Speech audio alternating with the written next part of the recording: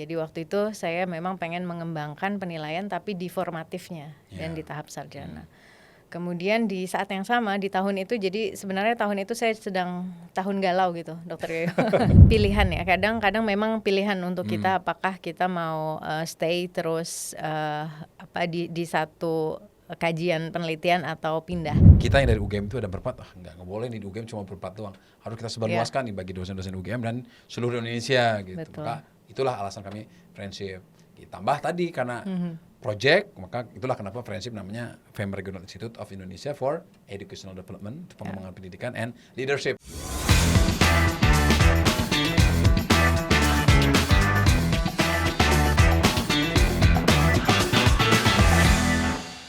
Assalamualaikum warahmatullahi wabarakatuh. Apa kabar teman-teman semua? Semoga selalu sehat ya. Selamat bergabung di podcastnya Friendship, FEM Regional Institute of Indonesia for Educational Development and Leadership. Podcast ini adalah podcast pertama ya, yang insya Allah kita akan ada podcast lanjutan. Ini akan periodik ya.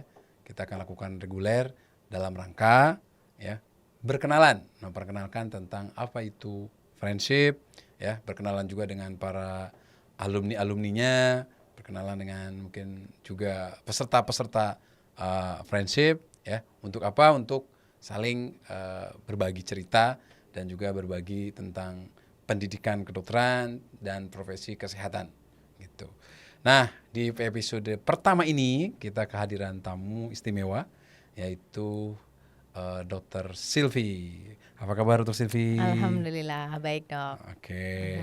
Ini informasi aja ya, Mbak Sylvie ini hari ini pada saat kita rekaman podcast ini baru saja menyelesaikan sidang tertutup S3-nya. Alhamdulillah. Ya.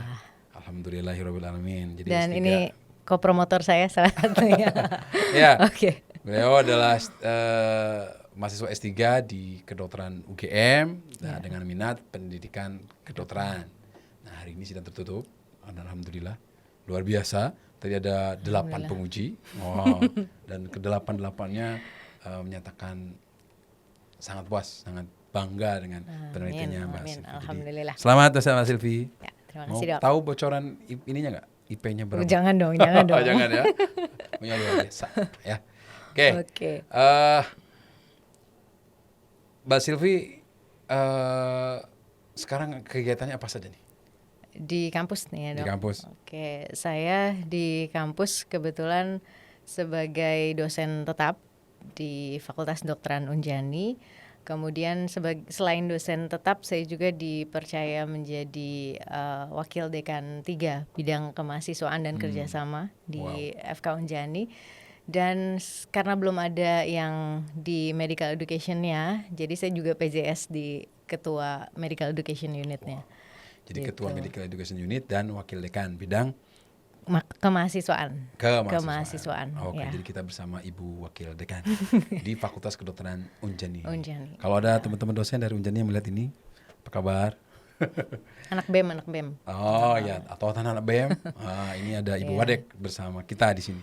Oke, Mbak Sylvie. Mbak Sylvie mungkin bisa cerita S1-nya di mana? Kemudian sedikit cerita mungkin kepada teman-teman yang pengen tahu sekolahnya tiba-tiba sekarang sudah menyelesaikan S3. Itu gimana cerita itu? Oke, makasih Dokter Yoyo. Saya S1 di Unjani juga, jadi saya cinta alma mater ya. Saya S1 di Unjani, profesi dokternya juga tentunya. Kemudian S2 saya di UGM. Dan alhamdulillah juga lanjut S3 di UGM karena saya kemudian mengabdi di Fakultas Kedokteran Unjani sebagai dosen saat ini. Oke, gitu. jadi S1-nya di Unjani, ya. S2-nya di UGM dan sekarang S3-nya di UGM juga. Betul. Kemudian kita kan ini podcastnya tentang friendship nih. Ya. Teman-teman perlu tahu, jadi friendship itu program fellowship gitu. Kita 4 semester, gitu ya Mbak Sylvie. Nanti Mbak Sylvie akan cerita. 4 semester itu ada daringnya, ada luringnya. Luringnya tapi cuma sebentar. Tapi agak berbeda. Dan Dr. Sylvie ini adalah angkatan pertama, ya.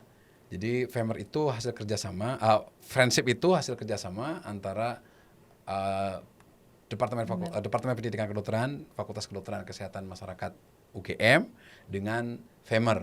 Jadi FEMER itu Foundation for Advances International Medical Education and Research. Nah, itu berkedudukan di Philadelphia, Amerika Serikat sana. Nah, kemudian dulu termasuk saya itu kalau mau ikut fellowship-nya FEMER itu harus ke Amerika. Nah, sekarang kita bawa di Indonesia. Jadi Bapak Ibu, teman-teman yang dosen atau tenaga kesehatan, ya, dosen pun nggak harus kedokteran, bisa kedokteran gigi, bidan, keperawatan, gizi, mana lagi, apoteker. Nah, kalau Bapak Ibu adalah dosen-dosen di institusi pendidikan dokter dan kesehatan, bisa bergabung di friendship ini. Nah, kita kerjasama dengan FEMER itu dimulai tahun 2019. Dr. Silvi ini adalah angkatan pertama dari friendship program tersebut. Oke, itulah kenapa kita mulai dengan Mbak Silvi, karena Mbak Silvi adalah angkatan pertama dan selesai tahun 2021. Jadi ada wisudanya. Nah, ya, teman-teman nanti bisa lihat informasi lanjutannya di website kami di medical-education.fkugm.ac.id. Ya, atau klik aja Friendship Indonesia, teman-teman pasti ketemu tuh. Nah, Mbak Silvi, gimana Mbak Silvi itu bisa tahu tentang friendship? Ya, walaupun Mbak Silvi kan alumni S2 Ilmu Pendidikan Kedokteran dan Profesi Kesehatan di UGM yang tentu tahu ya. Tapi mungkin Mbak Silvi bisa cerita tuh awal muasal gabung friendship. Ya, jadi mungkin awal mulanya begini Dok. Saya tertarik dengan FEMER sejak saya kuliah S2. Oke. Tapi tentunya kalau melihat FEMER kemudian harus ke Philadelphia dan sebagainya, tentunya banyak keterbatasan dari saya pribadi, sehingga kayaknya nggak mungkin deh. Tapi saya udah tertarik nih, udah sering-sering lihat websitenya FEMER dan sebagainya waktu S2. Bentar, saya potong dulu. Kenapa tertarik ke FEMER? Namanya FEMER Institute ya. Teman-teman cari aja di googling. Karena kita kan semua mahasiswanya UGM ya, Universitas Google Mandiri. Cari aja di Google. FEMER. Namanya FEMER Institute dulu namanya. Kenapa tertarik masuk FEMER Institute? Jadi saya dulu pernah mengikuti satu seminar AME. Kemudian pada saat bertanya-tanya AME itu apa? Association of Medical Education in Europe ya. Nah, pada saat itu ada satu stand yang memang memperkenalkan tentang FEMER, dan di sana baru saya melihat ada dari berbagai negara begitu, sehingga ilmu pendidikan kedokteran sendiri kan pada saat itu ya masih sangat baru, sehingga riset-riset terutama di Asia itu masih sangat kurang gitu. Jadi awal mula ketertarikan saya di situ. Itu di conference AME yang di mana? Yang di Lyon, Prancis ya. Prancis. Tahun? Ya. Apalagi tahun berapa ya Dok? Lyon cari lah. Lyon. Terus? French. Nah, dari situ saya mulai browsing, saya sebenarnya sangat tertarik untuk ikut FEMER. Nah, tiba-tiba di tahun 2019-an ini, kemudian saya lihat mulai ada informasi tentang friendship ini, dan saya lihat lambang FEMER di sana, saya lihat Yogyakarta, pergi. Kembali ke alma mater ya. Gitu. Nah, mungkin nanti Mbak Silvi akan cerita apa sih cara mendaftarnya, tapi yang ingin saya ceritakan adalah bahwa ketika Mbak Silvi kemudian mendaftar, kemudian di waktu yang sama Mbak Silvi juga daftar S3. Di kedokteran UGM. Kok bisa dua-duanya? Nah, mari kita cari tahu. Nah, mungkin gimana Mbak Silvi ketika tahu, terus ketika daftar itu apa saja sih yang Mbak Silvi persiapkan? FEMER ya, friendship waktu daftar friendship, tentunya yang dipersiapkan pertama kali adalah ide penelitiannya, karena di sana memang project. Dan saya udah tertarik di bidang assessment waktu itu. Kemudian saya tulis-tulis sedikit lah tentang project yang ingin dicari begitu. Saat itu projectnya apa? Waktu itu projectnya tentang penilaian formatif di tahap sarjana. Gitu. Jadi waktu itu saya memang pengen mengembangkan penilaian tapi di formatifnya dan di tahap sarjana. Kemudian di saat yang sama di tahun itu, jadi sebenarnya tahun itu saya sedang tahun galau gitu, Dokter Yoyo. Kok bisa galau? Karena itu usia saya jadi ketahuan deh. Usia saya adalah usia akhir untuk memilih apakah PPDS atau lanjut S3. Ya. Jadi seberang jalan lah ya. Persimpangan. Jadi sedang ada di persimpangan ini mau kemana ini, mau PPDS atau lanjut S3. Kemudian saya juga ingin melihat-lihat, sebenarnya pengen punya temen, karena bener banget nih namanya friendship. Jadi memang saya juga cari temen di sana, cari yang risetnya hampir sama atau mungkin nasibnya hampir sama seperti saya. Nah begitu. Kemudian dari friendship ini justru saya makin tertarik bahwa sepertinya jalan saya adalah daftar S3. Jadi kayaknya nggak sampai 6 bulanan saya akhirnya memutuskan oke, PPDS bukan jalan saya jalannya adalah S3. S3, daftarlah ke S3 kedokteran UGM, kemudian mengambil minat ilmu pendidikan kedokteran tentunya. Ya, jadi tadi yang diceritakan oleh Mbak Silvi, kalau teman-teman mau gabung ke friendship, tadi syaratnya ya asal tenaga kesehatan, asal lebih baik jika kalau merupakan seorang pengajar gitu. Nah, kemudian harus punya ide project sebenarnya ya, project mengajar ya intinya. Project terkait dengan peran pengajar apapun itu. Nah, nanti akan dibantu lah, tidak usah khawatir. Nanti tinggal klik, lihat di websitenya Friendship, kemudian ikuti prosedur pendaftarannya. Nah, kemudian kan Mbak Silvi tadi mendaftar, kemudian S3. Mungkin pertanyaan orang, S3 aja udah rumit ya, gitu. Kok kemudian ikut friendship juga, ikut yang fellow, notabene ya walaupun mungkin banyak mayoritas adalah daring, ya, tapi kan tetap pasti yang namanya kegiatan fellowship pasti ada bacaan, ada perlu tugas diskusi dan segala. Nah itu gimana tuh kemudian Mbak Silvi menjalani dua ini bersamaan? Iya, pada saat itu saya tidak merasa terlalu berat ya, karena justru friendship ini banyak membantu saya terutama dalam jejaring itu, karena kan di dalam friendship itu ada pembimbing ya, kalau nggak salah memang ada yang dari Philadelphia juga. Saya bertemu satu penulis dari penelitian tentang formatif waktu itu, kemudian sempat untuk bertukar pikiran dan sebagainya. Itu justru memicu saya. Jadi saya nggak melihat itu sebagai sesuatu hal yang jadi tambah ruwet begitu ya, tapi justru saling mendukung. Oke. Jadi saling menguatkan gitu ya keduanya. Betul. Oke. Ya karena memang Mbak Silvi minat S3-nya adalah tentang ilmu pendidikan kedokteran gitu. Jadi sejalan. Nah, mungkin kalau ini saya kasih bocoran ya. Mungkin teman-teman bertanya, ini fellowship-nya bayar atau tidak? Nah, di zamannya Mbak Silvi itu padahalnya saya kasih informasi. Ini mungkin saya harus terima kasih ke Unjani ya, atau ke Mbak Silvi, saya nggak tahu. Tapi saat itu memang lumayan. Tapi saat ini kita sudah punya program beasiswa, karena alhamdulillah kita dapat dukungan dari Femer Pusat, sehingga kalau teman-teman gabung nih friendship sekarang, teman-teman cuma bayar 4 semester itu hanya $200. Jadi satu semesternya hanya $50. $50 itu sekitar 700-an ribu. Ya pulsa lah ya, dan itu digunakan untuk makan. Sisanya teman-teman gabung. Nah jadi gak usah khawatir kalau tentang pendanaan. Oke, sekarang balik lagi ke Mbak Silvi. Nah kemudian kita ngejalanin S3. Nah mungkin pertanyaannya adalah, orang bertanya, lalu ketika Mbak Silvi ikut friendship, apa sih yang mungkin yang menyenangkan, yang tidak menyenangkan? Nah, itu apa Mbak Silvi? Yang menyenangkan tadi ya, ketemu temen.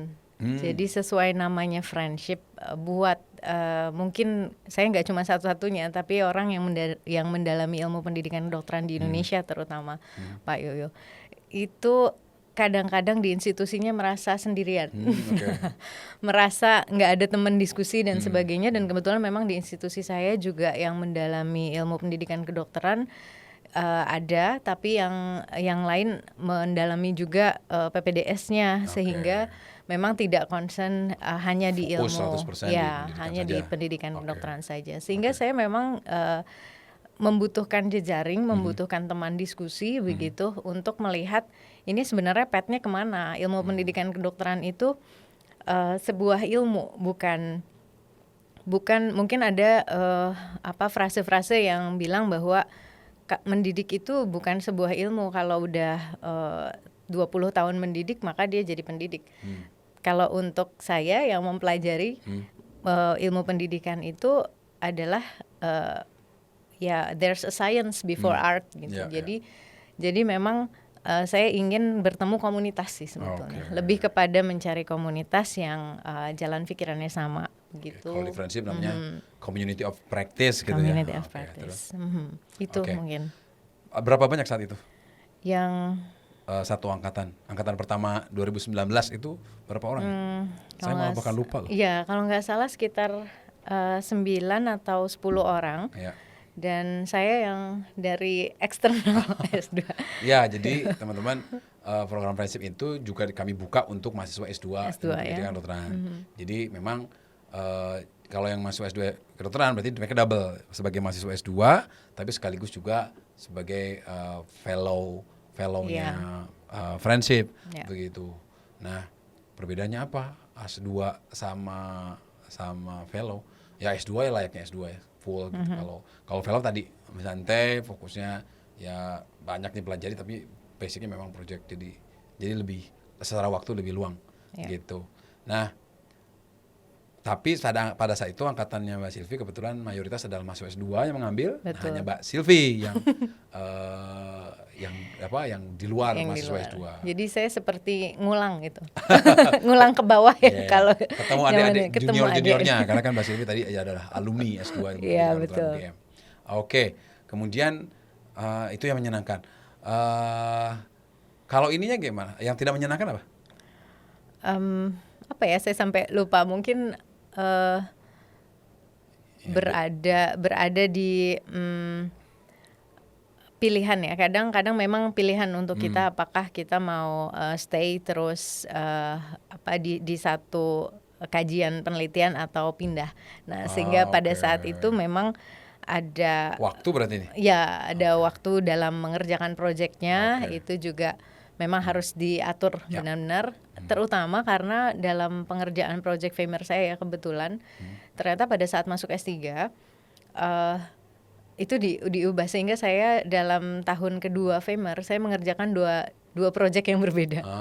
Sehingga proyek FEMER saya tidak dijadikan bagian dari disertasi saya. Nah, itu yang double ya. Jadinya double. Waktu ya berarti ngatur waktu. Betul. Di angkatannya Mbak Silvi memang kebetulan tidak ada dari luar ya. Kayaknya angkatan 2020 kayaknya ada. Udah mulai ada. Dari Myanmar ya kalau tidak salah. Dari Myanmar. Oke. Nah, kemudian kalau kan di friendship itu kita juga mengundang. Jadi siapa sih yang mengajar di friendship atau di FEMER Regional Institute itu? Itu ada dari kami, dari dosen-dosen di kedokteran UGM yang memang kami di Departemen Pendidikan Kedokteran KMK UGM yang memang seperti saya gitu dulu ikut FEMER Fellow di Amerika. Jadi kita punya ada beberapa fellow yang ikut di Amerika. Nah, itu kemudian mengajar. Tapi kita juga menghadirkan pembicara, pengajar dari friends dari FEMER-nya. Jadi ada beberapa dari India, ada beberapa yang dari Amerika langsung gitu. Nah, saat Mbak Silvi pas yang luring pertama berarti saat itu siapa? William ya? Will Burdick sama François itu dari Afrika beliau, ya? Afrika Selatan. Afrika Selatan. Tapi beliau adalah global faculty-nya FEMER. Jadi dosen internasionalnya FEMER lah gitu. Ada namanya François, teman-teman Google. Itu François. Kemudian ada Will Burdick. Nah, tahun kedua ada ini ya siapa? Ray ya. Ray gitu. Tapi juga ada teman-teman dari India juga datang. Ya memang setiap tahun selalu ada pengajar dari internasional juga. Tadi seperti yang sampaikan Mbak Silvi, selain belajar dari kita, dari teman-teman, juga belajar juga dari dosen-dosen luar negeri. Jadi berarti pengantarnya bahasa Inggris. Iya.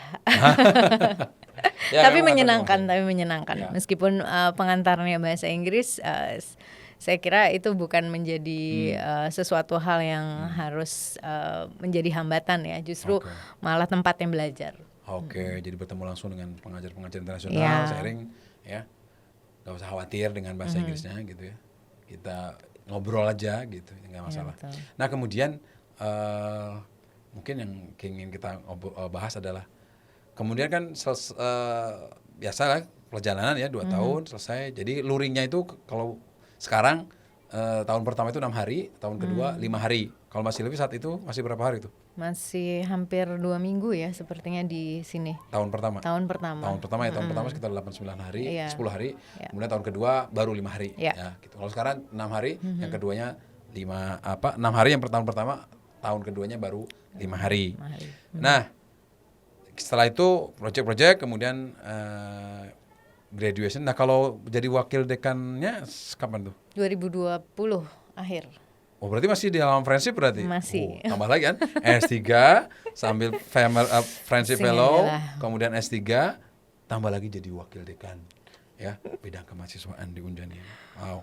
Jadi sudah kebayang lah ya, itu masalahnya pasti masalah manajer waktu. Nah, yang menarik mungkin kemudian adalah kan ini non degree ya. Non-degree, Friendship fellow itu non degree.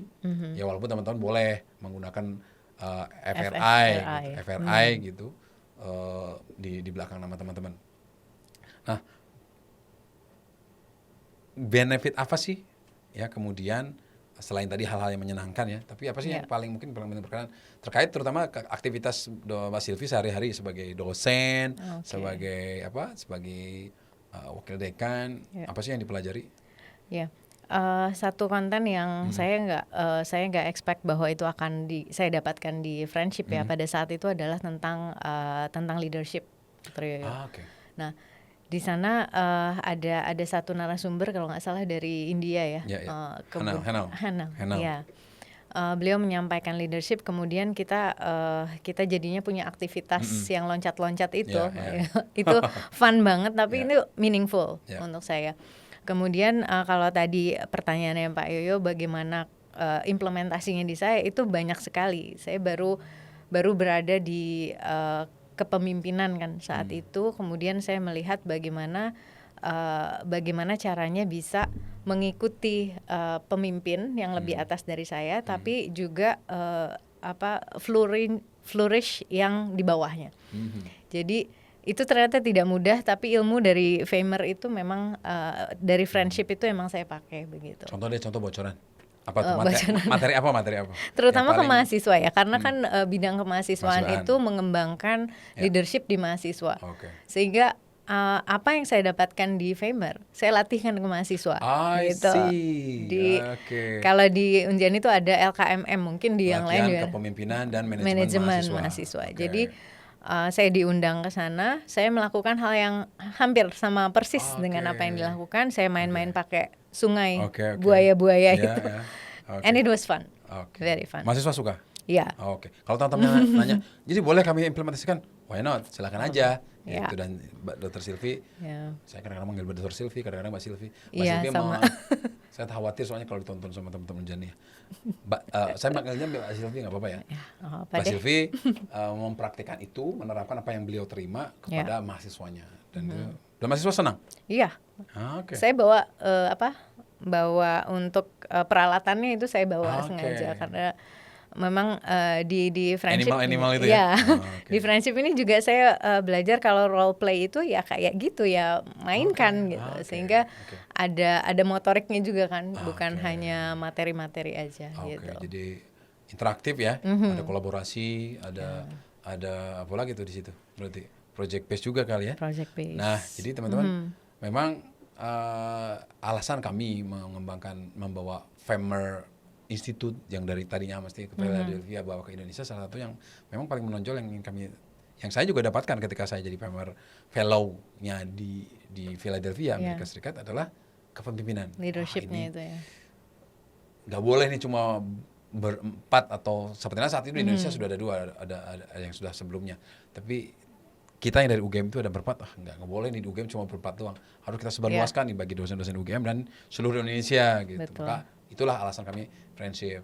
Ditambah tadi karena project, maka itulah kenapa friendship namanya Famer Regional Institute of Indonesia for Educational Development, pengembangan pendidikan and leadership. Karena itu memang yang ini kan. Dan ini salah satu contohnya ya, leader kita gitu ya. Jadi wakil dekan, kemudian menyelesaikan S3. Nah, dan S3-nya kalau teman-teman tahu ya, itu penelitiannya susah. Karena Dr. Silvi itu ngambil topiknya tentang pendidikan klinik. Luar biasa, makanya luar biasa. Top lah ya. Nah, menjadi wakil dekan, melaksanakan tugas, dan di situ banyak implementasinya. Ya, sangat banyak. Sangat banyak. Kemudian mungkin kalau boleh saya nambahin satu, Pak Yoyo, yang saya ingat dari friendship program itu diajarkan bagaimana pada saat leadership itu ketika dosen atau kita sebagai ilmu pendidikan kedokteran ya, berbicara kepada pimpinan dalam waktu 2 menit. Yang itu. Dan kemudian kita role play kan pada Oke, saat oke. friendship itu. Jadi kalau berada di dalam satu lift misalnya bersama pimpinan kita yang kadang-kadang nggak mau dengerin kita juga kayak gimana. Nah, bagaimana meresumekan ide-ide itu di dalam waktu yang sempit. sempit. Namanya apa? Apa ya? sih istilahnya? Apa lagi ya? Makanya itu juga Ya, saya oke pakai lah. itu. Itu saya pakai karena Universitas Jenderal Ahmad Yani itu punya hierarki yang cukup tinggi ya. Sehingga para pimpinan Jenderal Ahmad Yani ya, itu Jenderal Ahmad Yani itu dulunya bagian dari Yayasan Angkatan Darat ya. Ya, Yayasan Jadi Angkatan memang Darat. Bapak teman-teman sudah Ya. bayangkan. Yang sekarang ada lagi, sekarang ada kedokteran Universitas Pertahanan ya. Oh ya, Oke, itu oke, lebih-lebih. oke. Terus? Jadi memang dalam menyampaikan ide kepada terutama pimpinan yang nggak punya waktu lama, mungkin nggak pernah juga melihat kita pada saat rapat dan sebagainya, tapi lewat friendship itu saya mengambil harus seperti itu, gitu, cara komunikasinya. Jadi gitu. Mbak Silvi menceritakan tentang bagaimana harus menyampaikan, ngobrol dengan pimpinan dalam waktu yang singkat. Intinya adalah message-nya harus sampai dan yang disasar harus dapat dalam waktu yang singkat. Ketika kita punya kepentingan terhadap pimpinan kita yang lebih tinggi, begitu. Ya. Oke, jadi itu pengalaman Mbak Silvi ya tentang Ya. dalam kepemimpinan dalam sehari-hari tentang friendship. Kemudian kan tentu S3 tidak mudah ya. S3 tidak mudah. Kemudian saya kasih bocoran ya teman-teman, di S3 itu kan harus publikasi juga. Nah, ada nggak sih manfaat di friendship itu terkait harus publikasi, karena Mbak Silvi itu sebagai saat S3 harus publikasi syaratnya ya. Untuk bisa ujian, untuk bisa selesai itu harusnya harus publikasi, dan teman-teman bisa cari tuh di Google Scholar ya, di Google. Nah, tulisan aja Mbak Silvi. Beliau kemarin publikasinya di Halian ya. Q1. Ya. Alhamdulillah. Dan insya Allah sebentar lagi ada publikasi selanjutnya karena disertasinya memang sangat baik. Itu gimana? Ya, jadi pada saat saya masuk ke program friendship, salah satu mungkin rekomendasi ya, tidak diwajibkan bahwa akan ada publikasi. Dan tentunya saya mengambil yang kesempatan itu. Maksudnya kesempatan, dan di dalam waktu 2 tahun itu friendship memfasilitasi saya untuk bertemu mentor begitu, untuk bertanya, sehingga memang ada publikasi yang saya keluarkan pada saat periode friendship ini. Oke. Selain yang S3 nih? Selain yang S3. Oke, ada berapa banyak tuh? 1 sih. Okay. Tapi memang karena alhamdulillah di friendship itu memang difasilitasi kita bertemu dengan mentor-mentor yang sesuai dengan konten penelitian kita. Itu sangat-sangat membantu. Oke. Jadi beliau bisa mempublikasikan ya. Sebenarnya yang nasional itu ya bukan? Yang nasional ada, yang internasional ada saat itu. Ya, bisa mempublikasikan, dan memang di friendship ada materi-materi tentang menulis publikasi. Saya termasuk karena proyek kita itu dipublikasikan gitu. Termasuk saya dipublikasikan di yang proyek saya saat itu, saya publikasikan di jurnalnya Medical Education di Really Good Stuff. Ya walaupun really mungkin kalau untuk klaim apa kita namanya? KUM agak tidak masuk ya. Tapi tidak masalah kan, yang penting publikasinya. Nah, tapi jangan ini kalau teman-teman terus ada yang manfaatnya apa ya untuk KUM, misalnya kalau teman-teman pengen cari, karena ini mau ngabisin waktu segala macam. Nggak usah khawatir, karena di akhir itu kan dapat sertifikat ya, sertifikat bisa digunakan. Nah, sekarang di periode sekarang ini program friendship kita untuk setiap luringnya itu teman-teman akan mendapatkan sertifikat. Luring itu 1 tahun sekali, ya. Besok tahun depan itu ada awal Juni, tahun ini di Juli. Nah, setiap teman-teman luring itu kan ada 5 topik ya, sekali pertemuan. Jadi ada tentang leadership and management, ada project management evaluation, ada teaching method, ada ML Web itu semacam online learning, sama satu lagi tentang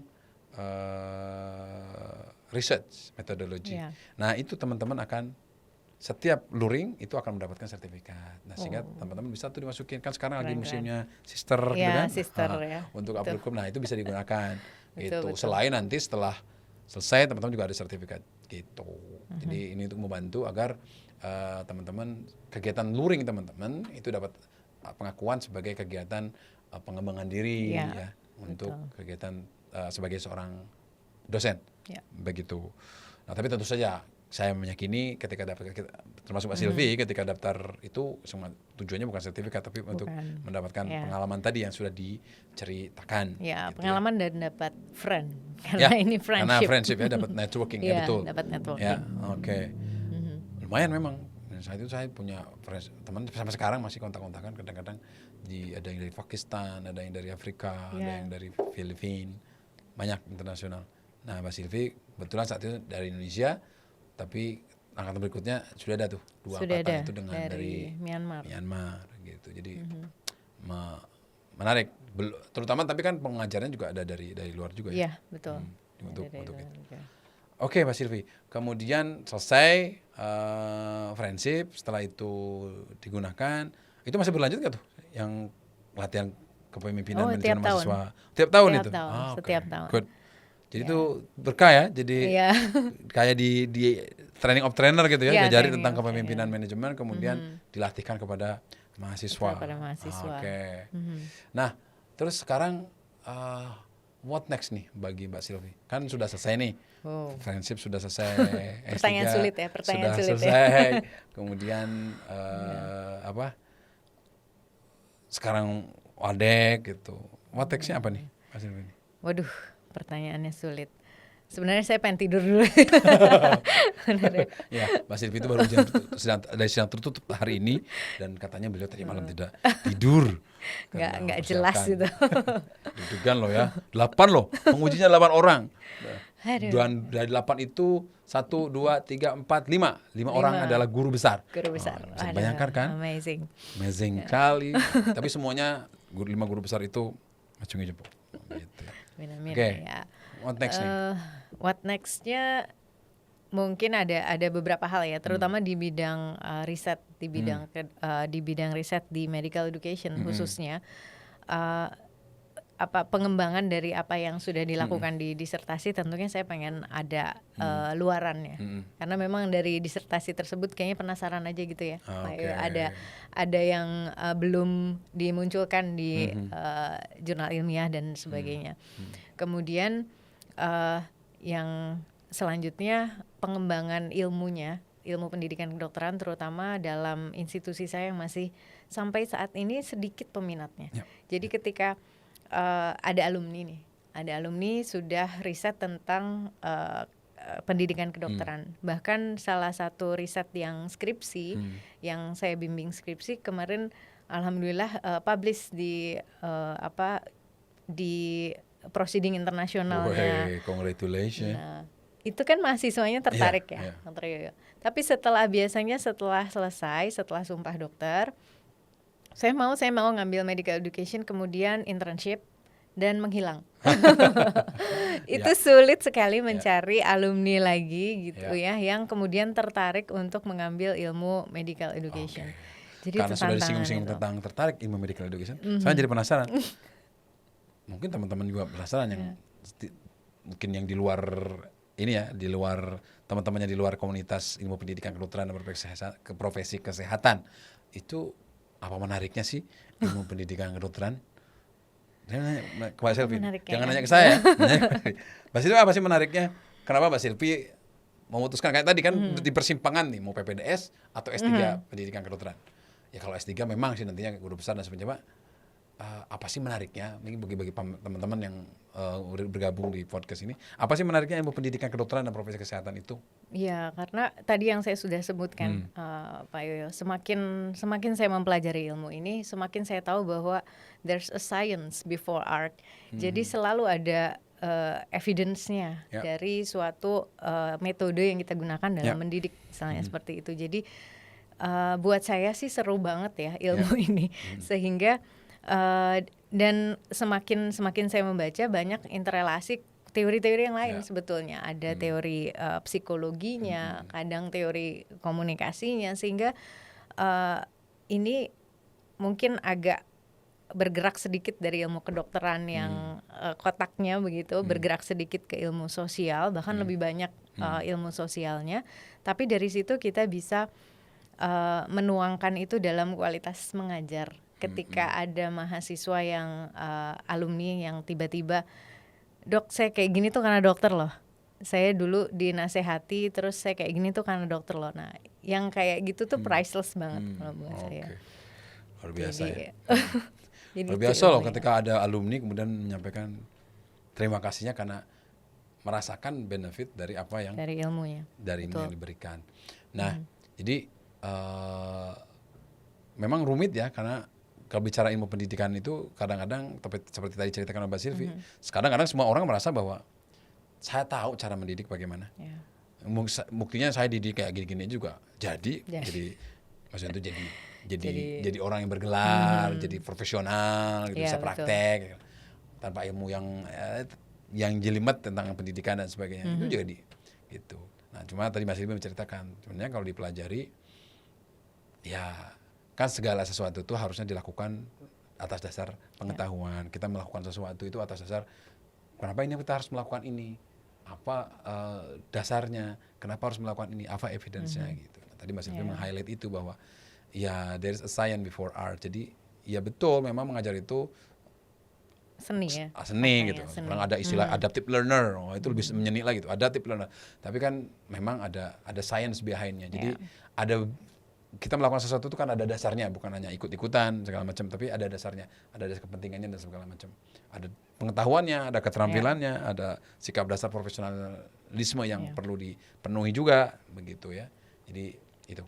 Nah, dan sekarang di Indonesia kita sudah punya ininya ya, kita punya organisasi profesinya juga, organisasi profesi. ada himpunan lah, ya ada himpunan untuk pendidikan ahli pendidikan kedokteran dan untuk bersama-sama mengembangkan tadi jaring ya, Mbak Silvi. Oke, Mbak Silvi. Kemudian jadi tadi ingin meneruskan untuk mengembangkan ya, untuk tertarik pendidikan dan Mbak Silvi tadi juga meng-highlight ya. Jadi dalam ilmu pendidikan kedokteran itu memang gabungan beberapa ilmu sekaligus gitu. Ada psikologinya, ada ilmu pendidikannya, ada humanismenya. Tadi presentasi beliau juga menyampaikan itu ada humanisme. Memang ini sosial, masuk kategorinya social science medical education itu. Ya walaupun di luar negeri kalau S2-nya, S3-nya itu masuk ke medical sciences gitu. Termasuk saya itu medical sciences, tapi sebenarnya gabungan tadi, ada psikologinya dan sebagainya. Ya. Gitu. Nah, menariknya itu tadi karena tentang mempelajari tentang how we deliver knowledge, skill, attitude to student. Not only deliver sih sebenarnya, mulai dari designing ya, dari designing, delivering sampai evaluating ya, sampai kemudian developing lagi gitu. Ya never ending gitu ya, never ending gitu. Ya. Nah, kemudian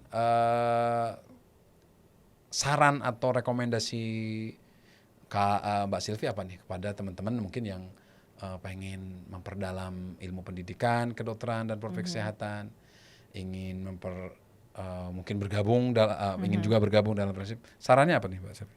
Sarannya ikut friendship dong pastinya ya. Sarannya terima kasih. Satu ikut friendship dong pastinya, nggak akan nyesel karena itu tadi. Apalagi sekarang di diskon gitu ya, dokter Yoyo.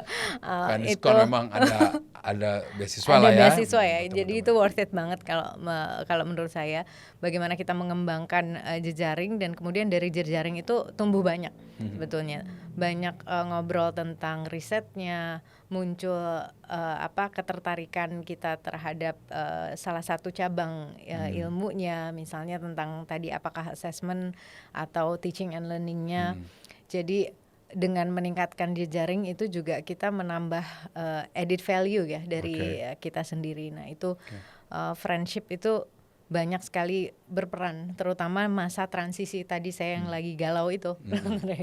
Semakin memperkuat saya, sepertinya saya memang diciptakan untuk medical education. Dan sudah ratusan loh ya. Teman-teman sekarang kalau mau S2 aja informasi S2 pendidikan itu banyak gitu ya, dan kita alumni S2 IPK ilmu pendidikan kedokteran dan profesi kesehatan UGM juga sudah banyak ya. Jadi sudah banyak. The friendship tambah lagi, ada tambahan jejaring internasionalnya. Oke, terus kalau rekomendasi buat kita apa nih?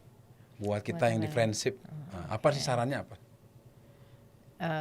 Mungkin yang publikasi itu tadi kan memang tidak menjadi rekomendasi ya. Ya. Tapi kalau yang saya pikirkan adalah yang ikut friendship itu bukan hanya yang mendalami ilmu medical education, tapi juga yang ingin mengetahui, sehingga menambah KUM dan sebagainya.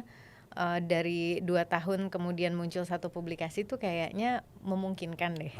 Gitu. Jadi sebaiknya gitu. Ada pendampingan lanjutan gitu ya.